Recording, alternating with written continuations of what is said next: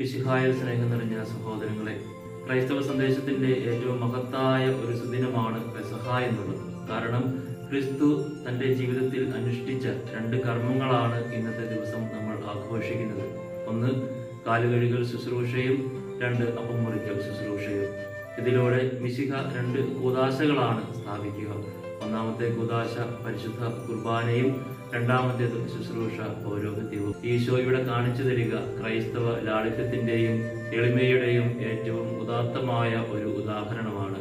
അതുകൊണ്ട് പ്രിയപ്പെട്ടവരെ, ഈശോയെ പോലെ എളിമയോടെ ജീവിക്കുവാനും പരിശുദ്ധ കുർബാനയോടുള്ള സ്നേഹവും ആദരവും നമ്മുടെ ജീവിതത്തിൽ എപ്പോഴും ഉണ്ടാകുന്നതിനും പരിശുദ്ധ കുർബാന നമുക്ക് വേണ്ടി തരുന്ന സഭയിലെ സകല വൈദികർക്ക് വേണ്ടി പ്രാർത്ഥിക്കുവാനുമായിട്ടും നമ്മുടെ ജീവിതം മാറ്റിവെക്കുവാൻ വേണ്ടി നമുക്ക് പരിശ്രമിക്കാം.